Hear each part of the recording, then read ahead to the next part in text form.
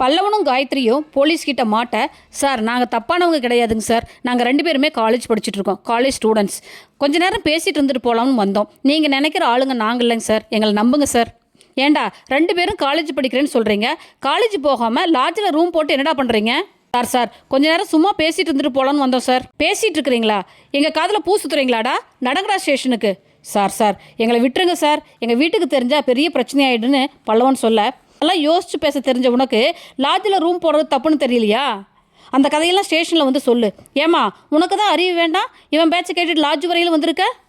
2 பேரும் ஸ்டேஷனுக்கு வாங்க, அங்கே வச்சு பேசிக்கலான்னு போலீஸ்காரர் அவங்கள வெளியே கூட்டிகிட்டு வர, அங்கேருந்து சோழன் பல்லவனை பார்த்து பல்லவா அப்படின்னு கூப்பிட, பல்லவன் அண்ணே நான் எந்த தப்புமே செய்யலைண்ணே, என்னை காப்பாற்றினேன் அப்படின்னு பல்லவன் கதறி அழறாங்க.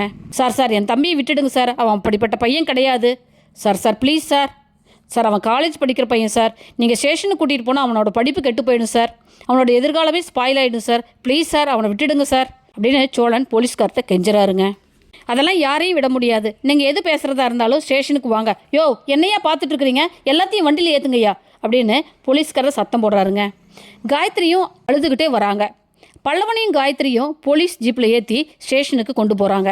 சோழன் உடனே சேரனுக்கு கால் பண்ணி விஷயத்தை சொல்ல, சேரனுக்கு அதிர்ச்சி மேலே அதிர்ச்சியாக இருக்குது. என்ன சொல்கிற சோழா, இப்போ தான் காலேஜிலேருந்து ஃபோன் வந்தது, அவங்க சார் தான் பேசினார், பல்லவன் 1 வாரமாக காலேஜ் வரலின்னு சொன்னார், இப்போ நீ இப்படி சொல்கிற? அண்ணே எனக்கு தெரிஞ்ச வக்கீல் ஒருத்தர் இருக்கார், என்னோட ரெகுலர் கஸ்டமர், அவருக்கு ஃபோன் பண்ணி நான் விஷயத்தை சொல்லி ஸ்டேஷனுக்கு வர சொல்கிறேன், நீயே அங்கே வந்துடுன்னு சொல்லி சோழன் வக்கீலுக்கு கால் பண்ணுறாரு. விஷயத்தை கேட்ட வக்கீலும் ஸ்டேஷன் வர, சேரனும் சோழனும் 2 பேரும் ஸ்டேஷனுக்கு போகிறாங்க. ஸ்டேஷனில் வக்கீல் பேச பல்லவனையும் காயத்ரியும் போலீஸ் விட்டுடுறாங்க. பல்லவனை கூட்டிகிட்டு சோழனும் சேரனும் கிளம்புறாங்க. சேரன் ஒரு வார்த்தை கூட பல்லவங்கிட்ட பேசலை. பல்லவன் அழுதுகிட்டே நான் பண்ணினது தப்பு தானே, என்னை மன்னிச்சிடுனேன்னு அழறான். அண்ணே இனிமேல் எந்த தப்பும் பண்ண மாட்டேன், இந்த ஒரு தடவை மன்னிச்சிடுனே அப்படின்னு பல்லவன் அழ, சேரன் சரி அழாத, இனிமேல் ஒழுங்காக காலேஜ் போய் படிக்கிற வழியை பாருன்னு சேரன் பல்லவனை சமாதானப்படுத்துகிறாரு. சேரன் நிலா கிட்ட அடுத்து என்னமா பண்ண போகிற, வேறு ஏதாவது வேலை தேடி இருக்கியா அப்படின்னு கேட்குறாரு. சோழன் அதுக்கு, அண்ணே அவங்களுக்கு இருக்கிற புத்திசாலித்தனத்துக்கு அவங்க கம்பெனிக்கே ஓனர் ஆகலாம், அந்தளவுக்கு திறமையும் அறிவும் அவங்கக்கிட்ட இருக்குது. என்னடா சோழா என்ன சொல்கிற, ஓனரா? என்னென்னவோ சொல்கிற, எனக்கு ஒன்றுமே புரியலையே அப்படின்னு சேரன் கேட்க, இல்லைண்ணே நிலாவோட ஆஃபீஸில் வேலை செய்கிறாங்களே திவ்யா, அவங்க ஃப்ரெண்ட்ஸ் எல்லாம் சேர்ந்து ஒரு கம்பெனி ஆரம்பிக்க போகிறாங்க, நாமளும் நிலா பங்குக்கு ஒரு 5 லட்ச ரூபாய் ஏற்பாடு பண்ணி கொடுத்தோம்னா நிலாவும் அந்த கம்பெனிக்கே ஒரு பார்ட்னர் ஆயிடுவாங்க, கம்பெனியாக ஏறி வேலை தேடுற வேலை மிச்சமாக போகும், எங்கே போனாலும் நிலாவுக்கு எக்ஸ்பீரியன்ஸ் சர்டிஃபிகேட் கேட்குறாங்க, அந்த திமிரு பிடிச்ச ராகவும் அந்த சர்டிஃபிகேட் தரமாட்டேங்கிறான், அதனால் 5 லட்ச ரூபாய் ஏற்பாடு பண்ணி கொடுத்தா நிலாவை நம்ம அந்த கம்பெனிக்கே ஓனர் ஆக்கிடலாம், நானும் எங்கள் முதலாளிகிட்ட கேட்டிருக்கேன்னு சோழன் சொல்கிறாரு.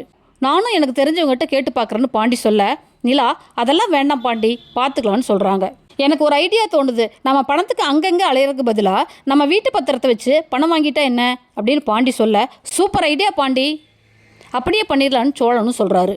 சேரன் அங்கேருந்து நடேசன்கிட்ட, அப்பா நம்ம வீட்டை அடமானம் வைக்கிறதுக்கு உங்களுக்கு சம்மதமாப்பா, நீங்கள் என்ன சொல்கிறீங்கன்னு கேட்குறாரு.